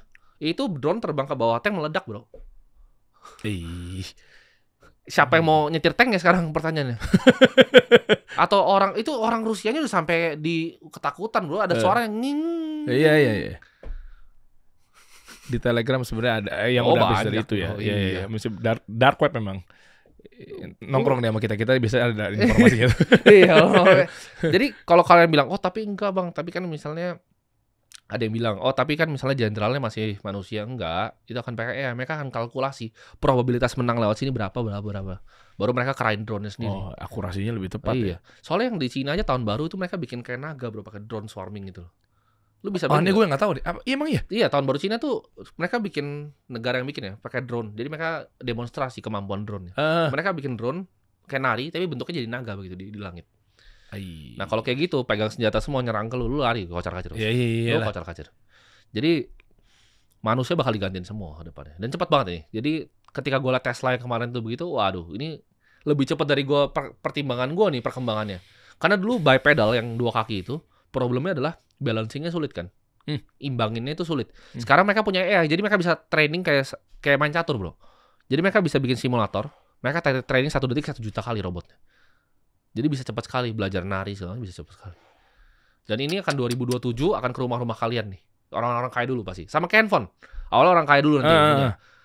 Jadi gue nanti bakal punya humanoid di rumah gue pasti beli sih. Jadi gue bakal lihat gitu loh humanoid gimana. Dan itu kan baru versi yang awal, sama kayak handphone BlackBerry masih jelek. Tapi nanti iPhone-nya humanoid robot itu lu udah gak dapet nih. Itu mungkin dari 2035 lah ya. PIC sama sekali gak ada yang jagain tuh lahan. Ngapain? Lah kan controlling. Data center paling besar di Indonesia itu 1 gedung yang ngejaga cuma 2 orang sekarang. Cuma 2 orang ngejaga. Petani gak ada ntar? Gak ada. 0. Jadi bisnisnya cuma 2 dong nantinya. Ngarah ke Bitcoin sama AI. Enggak, bisnis ada banyak, tapi yang paling cepat itu 2 itu. Biotech juga kan ada nanti. Kayak kemarin baru ada 1 perusahaan tuh yang dari Cina berhasil nyembuhin ADHD sama autis. Baru kemarin. Dan itu sahamnya terbang luar biasa tinggi. Teori Maslow, makanan, minuman, clothes, Itu kan basic needs. Ini menarik bro. Kayak gini baju kayak gini. Ini baju dari apa? Lupa gue ya. Pokoknya ini baju kayak begini. Cotton gitu kan? Zaman dulu mahal bro. Zaman dulu banget mahal sekali. Itu butuh setahun kerja untuk bisa beli baju ini. Baju ini cuma murah kan, 100.000, 200.000 sekarang. Ya itu jadi ketika produktivitasnya tinggi sekali, harga barang jadi murah. Jadi teori gue adalah nanti semuanya akan murah sekali karena pakai AI semua. Oh, makanan, minuman, baju jadi murah, semua jadi murah turun ya? Nanti. Iya. Karena kan cost gue rendah. Karena costnya rendah nanti, efisien sekali. Jadi mereka 24 jam, bertali 24 jam dan efisien sekali. Oke. Tapi problemnya gini, manusia yang tidak pintar itu nggak dibutuhin, itu yang bahaya.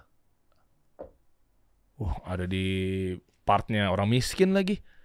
Iya kan, jadi, arogan, bodoh. Jadi ketika lu demo-demo, wah, gue ganti lu. Jadi gue tuh juga sekarang lebih enak bro kalau di kantor. Contoh misalnya ada contoh karyawan ya, gue misalnya punya tim jurnalis atau apa, saya nggak mau kerja, nggak usah kerja, gue pakai AI, gue gantiin lu langsung sekarang. Dan kantor gue udah banyak diganti sama AI. Justru AI. momentum ya. Iya. Kalau kita yang mecat kan kayaknya gimana gitu ya. Ini AI gue gantiin lo. Lu bisa lawan dia nggak? Contoh, gue misalnya punya sales nih misalnya. Gue nggak ada, tapi gue punya sales di divisi sales. Ini lu ngechatin orang, sama ini gue training AI agent gue untuk ngechatin orang. Lu kalau kalah sama ini gue pecat, udah selesai kan? Wah gila, dinaikin. Dan itu yang gue pakai terus di semua divisi gue itu kayak harus. Terus yang manusianya siapa? Semua level aja udah ke atas. Manusia itu. Si level juga diganti nanti. Si level juga diganti. CFO, CMO, CBDO. Yes. Yang akan tersisa hanya pekerjaan yang mungkin butuh empati, butuh kreativitas. Gak banyak makanya gue bilang lu. Nggak akan banyak pekerjaan. Masa semua jadi founder bro? Jadi gue bukan jadi founder, nggak ada kerjaannya. Gue juga bilang ke depan kan gue nyari untung misalnya sekarang investasi gue Bitcoin, tapi gue tetap aktif di market kan. Gue tetap cari inefisiensi yang bisa gue lakukan kan. Itu udah nggak bisa lagi nanti 5 tahun lagi dan gue tahu sekarang itu nggak bisa. Kayak lu ke Holy Wings, berarti kan lu juga masih nyasar ke komoditi kan? Ada makanan, minuman. Itu pun juga akan berubah drastis bro. Restoran tuh ke depannya kayak Haidilao, itu kan udah pakai robot sekarang. Haidilao udah pakai robot. Terus lu kenapa ke situ naruh duitnya? Boleh tahu nggak otak lu? Gini, kenapa gue taruh di Holy Wings? Itu adalah sebuah tempat, ya, karena gue bilang ke lu yang paling berharga nanti ke depannya adalah atensi. Jadi currency paling berharga manusia itu bukan duit nanti, bukan capital, karena produktivitas sangat tinggi sekali dan harganya jadi rendah. Ini ada partnya dalam gue mainin game atensi itu. Dan lo pasti nggak mau bocorin sekarang kan? Iya, kelihatan dari jawaban-jawaban mata lo kan gue orang media. 20 tahun gue menjadi jurnalis dan juga orang media gitu ya. Jadi mana jawaban lu lugas, mana jawaban lu umpetin, gue tahu. Besides that itu bisnis yang very profitable dan di atas Bitcoin returnnya. Gitu. Jadi gini, investasi gue itu harus bisa ngalahin 11% dong. Iya. Dan harus bisa ngalahin 20-30 Bitcoin. Jawabannya Holy Wings ngalahin 30 Bitcoin gitu, simpel aja.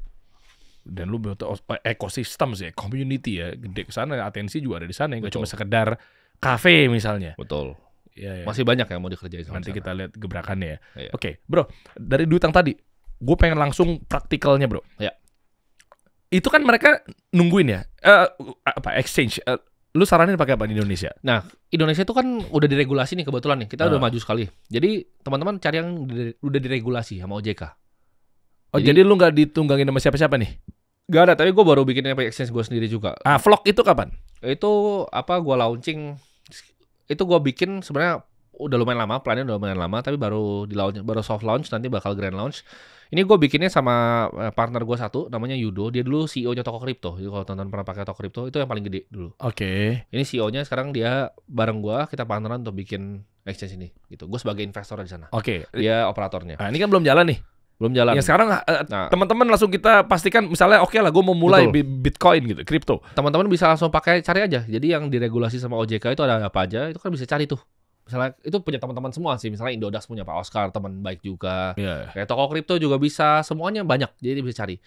Cuman yang dulu gue pakai itu pertama kali gue beli itu gue pakai Indodax. Ya.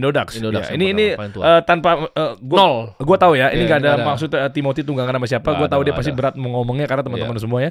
Jadi maksud di sini adalah nggak menggiring dan lu tinggal coba cek verifikasi sendiri gitu ya. Berarti Indodax itu bisa pakai Indodax, bisa pakai yang lain juga boleh.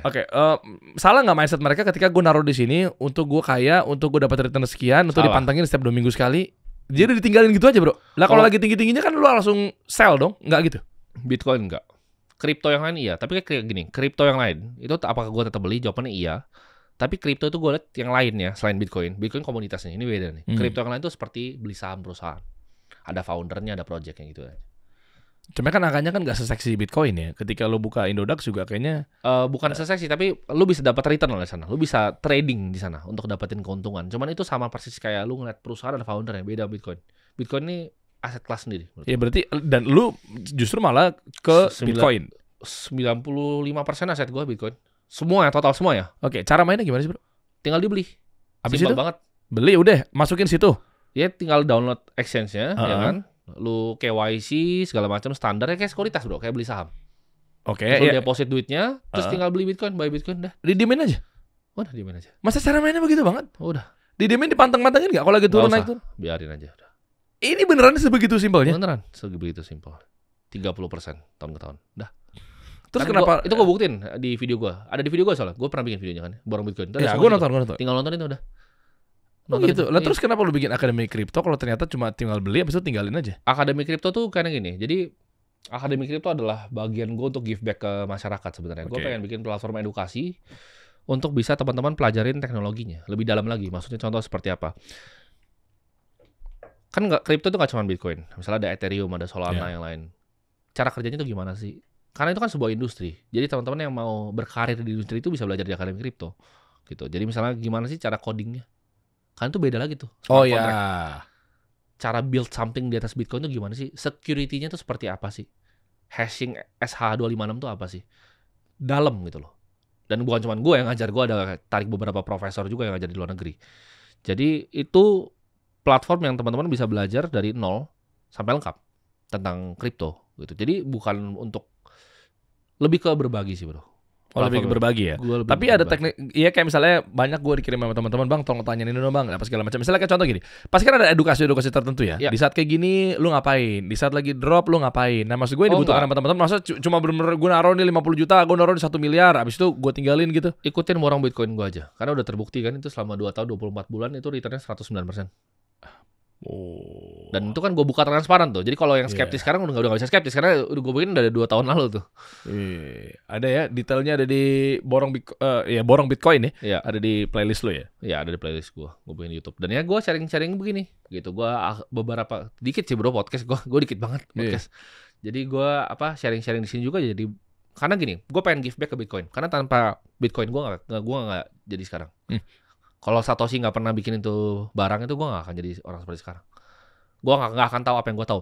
Jadi lu akan pertama pengen belajar Bitcoin, tapi nextnya lu jadi lu jadi belajarin makroekonomi itu seperti apa. Lu jadi belajarin bank sentral tuh kerjanya gimana. Lu jadi belajarin itu kayak pintu, Bro. Ketika lu masuk lu kayak jurang gitu, langsung cemplung belajarnya. Jadi awalnya mau belajar Bitcoin ini lu ke pintu, lu ke jurang nanti. Lu akan tahu bahwa semua sistem uang tuh palsu. Lu belajar tentang buku yang ditulis tentang Keynesian economic zaman dulu, inflasi itu bagus juga ditulis sama siapa. Lu nanti belajar itu. Siapa yang ciptain ini semua? Sistemnya sekolah nanti lu belajar gimana cara Rockefeller tuh bikin kelas. Lu jadi belajarnya terlalu banyak nanti, tapi pintunya mulai itu dari Bitcoin. Jadi akhirnya lu bahkan asetnya belajarnya cepat nih, lu belajarnya yang lain nanti.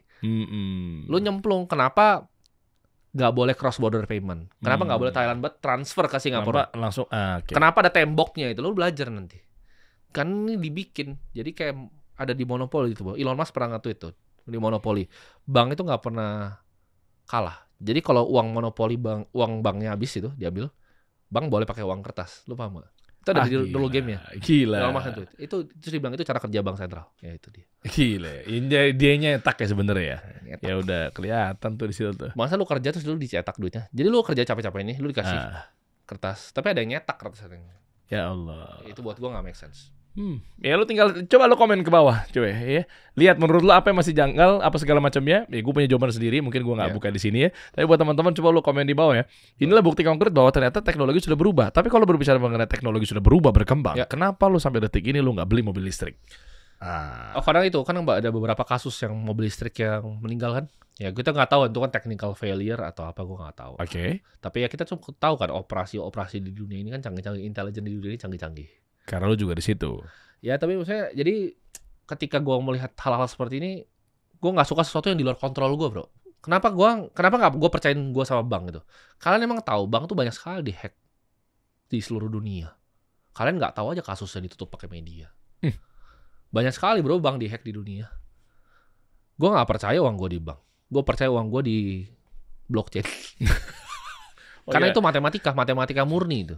Ini dipotong viral banget ya. Gue nggak percaya uang ke sana. Karena uang tuh energi, bro. Derry nih. Derry ngomong sesuatu yang tidak sesuai lah. Misalnya Derry ini orang di Nigeria, itu kan tidak sesuai dengan penguasa di Nigeria. Derry ngomong menentang gitu kan. Derry bang, saya bekukan.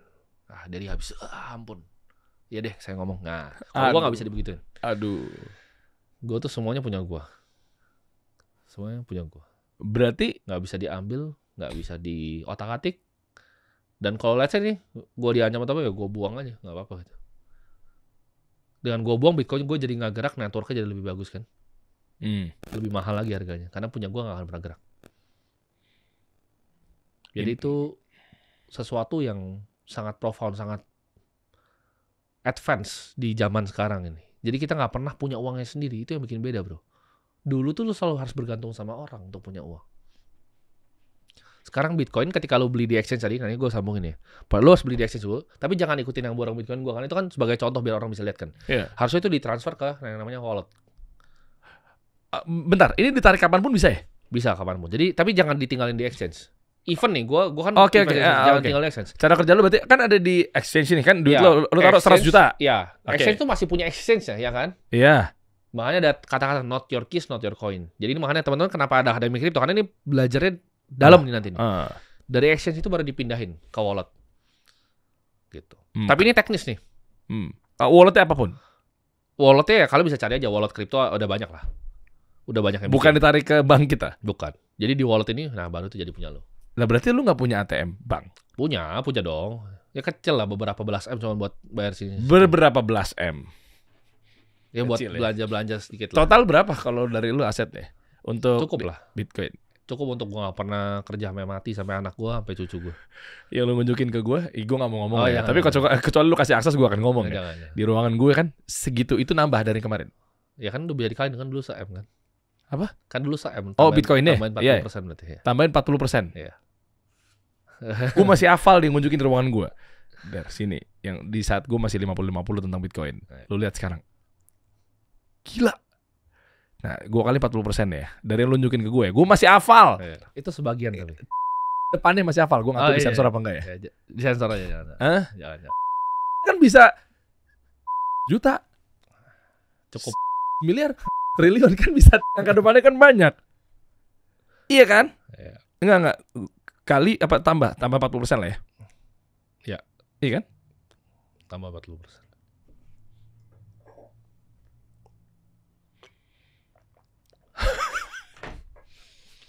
Cukup lah. Cukup ya? 7 turunan cukup lah. Tuh gitu kemarin pas lu gituin gue mulai ya. Kan gini, lu sebagai pengusaha, lu harus bisnis lu grow kan? Yeah. Karena lu tadi harus ngalahin 11% loh, jangan salah lo. Kasih solusinya harus ngalahin 11% per tahun. Kalau nggak lu bisnisnya tambah turun. Lu tetap punya hurdle rate sebagai pebisnis. Karena itu sulit bro. Ngalahin itu tuh nggak gampang di dunia bisnis. Bisnis tuh karena ada naik dan turunnya.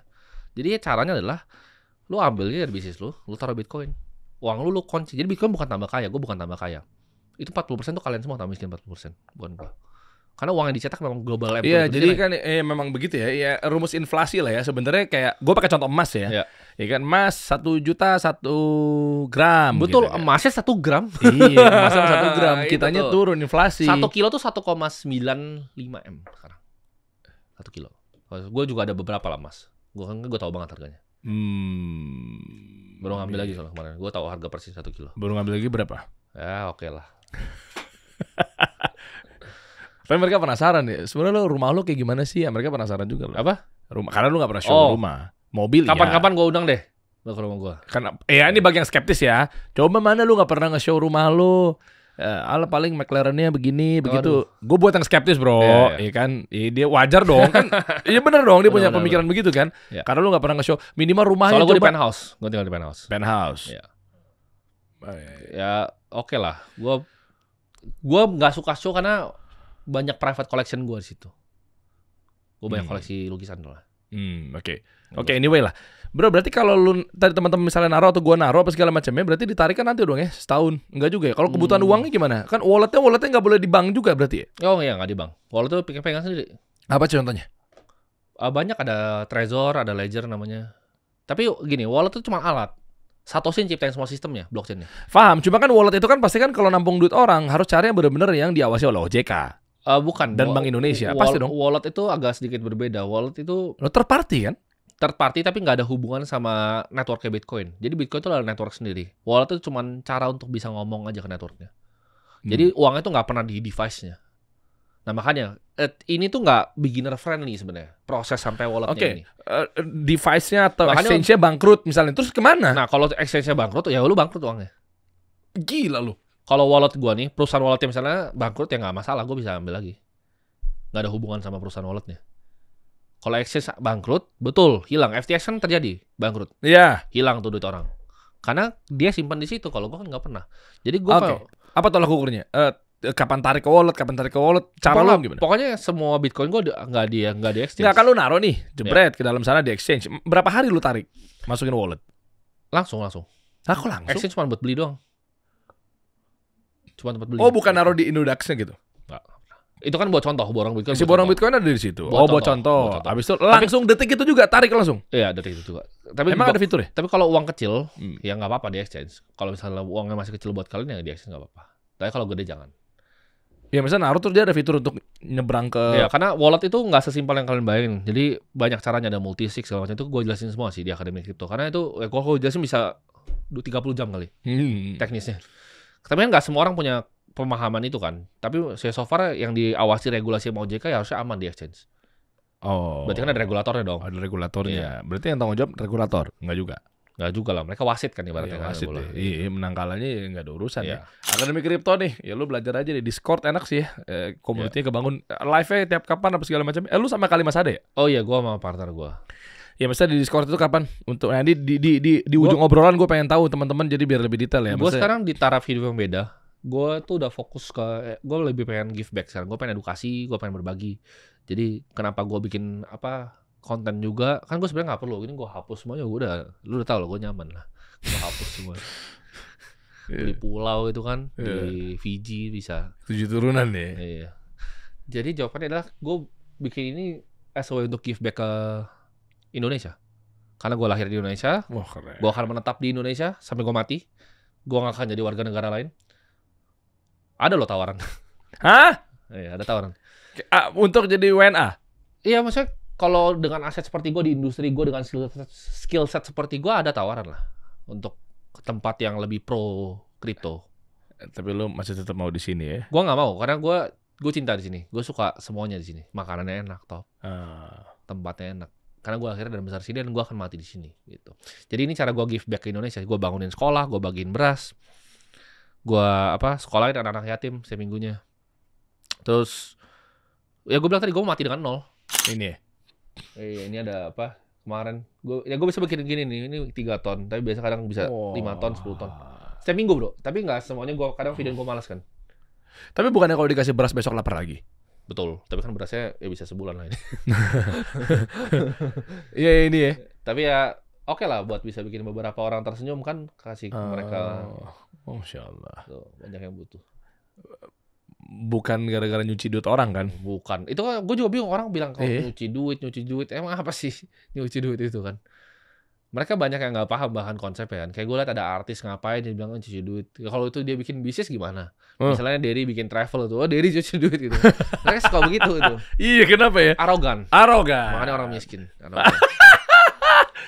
Ini detailnya ada di sini ya di Timothy Ronald atau Ronald Foundation, ada lengkap deh. Ada yang mau tambahin lagi bro mengenai? Udah cukup aman, ya. Nanti update lagi ya mengenai. Iya, gue nggak tahu nih nanti nih viewsnya berapa dan permintaan mereka. Lu kalau bisa convert audiens gue dari yang tadinya skeptis, setengah skeptis sampai 100% dan pada ngundang lu lagi, parah sih memang pengaruhnya. Iya, skeptis tuh bakal hilang karena gini problemnya. Lu skeptis sama YouTube boleh gitu. Tapi kalau lu nggak pakai YouTube, lu mati kan media. Nah udah kayak gitu sama. Lu skeptis sama Bitcoin boleh, tapi nanti 20M lu mati, lu nggak bisa makan nanti. Bukan pilihan. 20M kapan bro? Sebelum 2034. Sebelum 2034. Ya, jadi kalau lu punya semua duit, taruh semua duit di situ. Itu bocoran kah atau skema hitung-hitungan lu? Enggak, hitung-hitungan gua 30% internal rate of return selama tarik. Compounding. Oh, dia udah punya ROI-nya segala macam ya, udah detail ya. Kalau di ad spend kan betul ROAS-nya udah berapa kali tuh? Iya, benar. ROAS-nya. Problemnya kan kalau lu spend lebih besar ntar turun ROAS-nya. Kalau ini enggak, makin besar masih sama return-nya. Iya, lu spend kayak ada kawan kita gitu kan, gua nggak usah sebutan lah industrinya, brandnya. Dia sampai ROAS-nya bisa, dia spend-nya tuh udah 5 miliar sebulan. Ya. Udah segitu ya. Tapi ROAS-nya kenapa jadi 4, jadi 5 gitu ya? Karena makin gede. Karena diminishing return. Gua orang yang udah gak pakai ads by the way sekarang. Gua gak pernah pakai ads dari dulu. Karena gua percaya ads itu kan beli bola mata kan. Lu beli bola mata makin lama makin mahal dong. Platformnya kan makan dari situ. Instagram kayak gini lu kan kira orang kan kalau nggak paham kira ini gratis. Lu produknya yang dari Instagram. Oh iya betul ya. Klik per view-nya kan dihitung bola mata, impresinya sekian. Setiap lu bikin story 1 2 3 iklan, 1 2 3 iklan.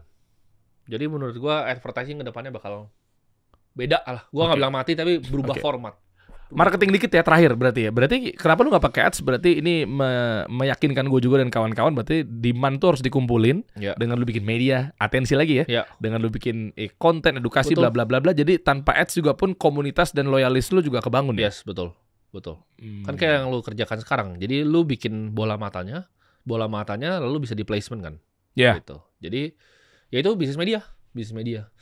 Kalau gue butuh bola matanya untuk awareness, untuk akan ini jadi biar nggak banyak yang ketinggalan nanti. Ini kalau misalnya gue hidupnya 1990 juga mungkin gue teriaknya di TV soal internet kali ya bro ya. Gue tuh selalu cuma ngomongin masa depan. Karena gue percaya ya dunia ini kita hidup di era yang paling seru. Di era manusia ini. Era uang yang sempurna sama era intelektual yang sempurna. AI. Jadi revolusi itu selalu dua bro. Intelektual sama uangnya dari dulu. Dulu sebelum ada uang kan pakai kalung. Pakai emas. Baru ciptakan fiat itu teknologi. Fiat kan teknologi zaman dulu tapi. Teknologi riba sih tapi tetap teknologi. Ketika intelektual itu kapan? Pas keluarnya buku, keluarnya menulis, keluarnya printing press, informasi disebarkan. Terus habis itu internet tuh informasi. Jadi revolusi terbesar tuh selalu dua, informasi sama duit. Cara bertransaksi. Nah, duit ini udah banyak. Kalian jangan kira fiat itu udah lama, fiat itu baru. Belum selama itu Fiat. Fiat tuh belum selama itu loh. Baru ya. Iya, kalian peradaban Cina aja udah lebih tua dari Fiat. Iya, Fiat itu bukan sesuatu yang kayak lama gitu, enggak. Iya, uang kertas baru ya. Uang kertas tuh baru. Iya. Kayak sekarang, uang digital tuh. Lebih baru lagi, itu baru setelah internet kan. Itu revolusi uang juga tuh. Dulu pakai PayPal. Makanya paling kaya kan disebutnya dulu PayPal Mafia kalau lu ingat, Elon Musk. Karena itu revolusi uang, PayPal tuh revolusi uang. Sekarang tuh revolusinya tetap uang lagi, kripto nih makanya. Makanya Tesla juga di neracanya ada Bitcoin, bro. Oke, ujungnya nanti gimana? Apakah ada di atas Bitcoin? Karena lu bilang ada semua, ada transisinya, akan ada hal baru lagi. Apa mentoknya di Bitcoin kalau lu yakin? Mungkin dalam 100 tahun ini ya kali ya Bitcoin. 100 tahun? 100 tahun. Ya, gue gak tahu kalau 2100 tahun. Paling udah mati gue. Jadi gue gak tahu peduli. Tapi 100 tahun Bitcoin akan still on top. Karena teknologi ini gak bisa direplika. Network effect. Jadi ada namanya Metcalfe's Law. Kalau kita 3 orang ngomong, itu ada networknya sulit. Lu bisa ngomong ke dia, gue bisa ngomong ke dia, gue bisa ngomong ke lu bisa ngomong ke gue. Sama seperti Instagram. Kenapa valuable? Karena lu yang bikin konten ini, YouTube nih, lu yang bikin konten, mereka yang dengerin. YouTube-nya terima iklan terus. Itu namanya network effect. Bitcoin itu network effect. Lu pakai, gue pakai, lu pakai, gue pakai itu makin berharga. Pangkat 2 soalnya Metcalfe's Law itu. Nah, jadi itu akan compounding terus sama infinity. 20-30% ya? Iya, 20-30%. Jadi kalau tanya Bitcoin itu apa?